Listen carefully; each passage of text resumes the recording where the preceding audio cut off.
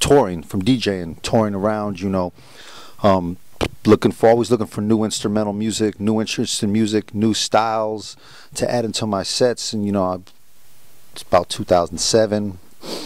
You know, just being in the UK a lot, hearing this instrumental music, I was like, what is this music? You know what I mean?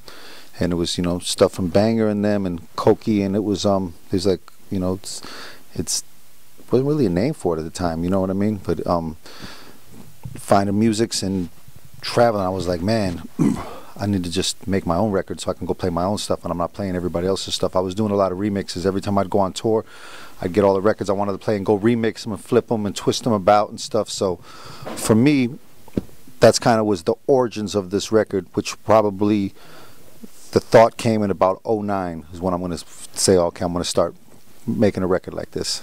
Well, the first thing that happened is I sat down, I grabbed the MPC, and I go, well, this ain't going to work. You know, so then it became a learning process for me, was learning the production techniques of electronic music, which is way different from what I was used to, the way I produce hip-hop. So I took about 6 months just to learn and study, you know, how you layer the basses, you know, side chaining, something you know, we would gate things, but we wouldn't side chain a lot of the basses and things of that nature. So going through that learning process, which is great, you know, stimulating the brain and shit, and then moving forward, then I had to decide, like, what is this record going to be? Am I going to try to fit in? Am I going to try to do what people are doing? Or, nah, that ain't going to work for me, you know what I mean? I got to come in and bring my own energy to this music and bring me to this music, and not really trying to fit in as much as to stand out amongst it and bring something a little bit different than what everybody's doing. Put my own stamp on it. Across the board, I was deep. I mean, I love electro. I love electro house. Obviously, I didn't make it, but I used a lot of sounds. People from Scream, Banger, my boy Six Block out of LA, Deadless, fuck, there's a lot of fucking names. I can't think of the names off the top right now. I'm a fan of E-Prom. There's a big LA beat scene that's going on right now, you know. So just drawing from all this stuff, man, just different things, different sounds, just listening, you know, plus rock and roll, plus hip hop. Just how can I put it all together and make it mine? That's what I was thinking the whole time. I brought some guests on this record because, you know, the record was instrumental, it was done, but, you know, notice an instrumentals record, there's a certain ear that's going to listen to instrumental records, and I wanted the record to be bigger than just an instrumental record, so I started reaching out to guests, and I wanted to bring, you know, got some guests from the hip-hop community that I'm feeling a lot of really good underground hip-hop cats right now that is about to, you know, break loose.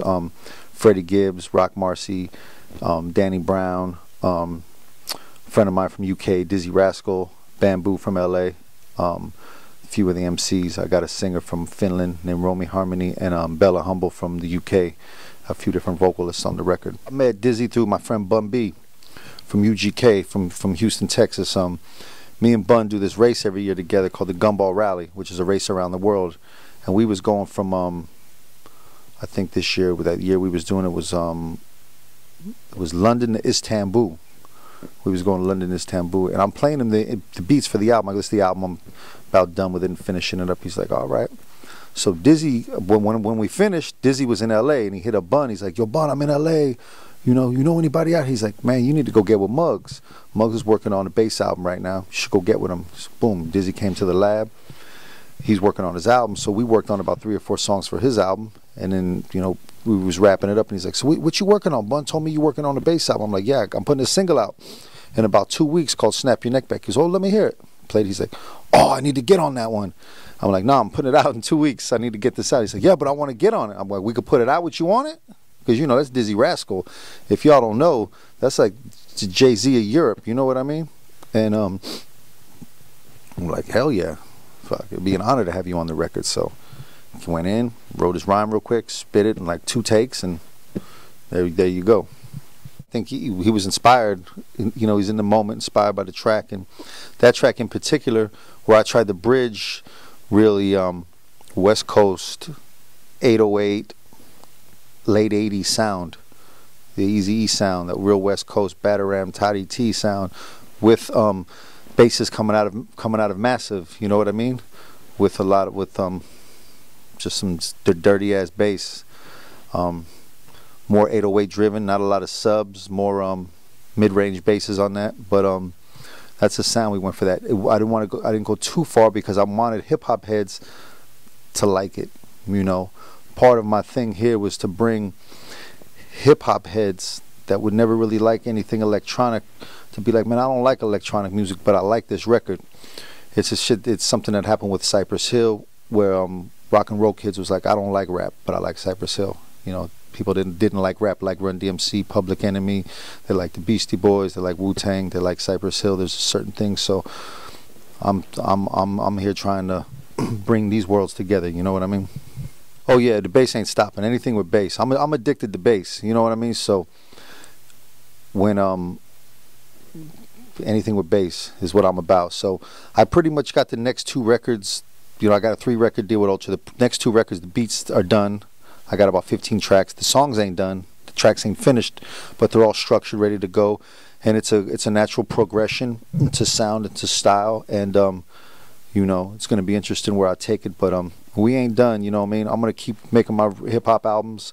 I got an experimental record coming out called Cross My Heart, and then you know, I'm gonna keep making my bass records and experiment and trying to push sound and push dimensions with this. You know what I mean? And just, music's free. Music's in the air, man. There shouldn't be no boundaries and no limits on it. It should just all be. It's just all music. You know, that's how I feel about it. And music don't get old, man. You know what I mean?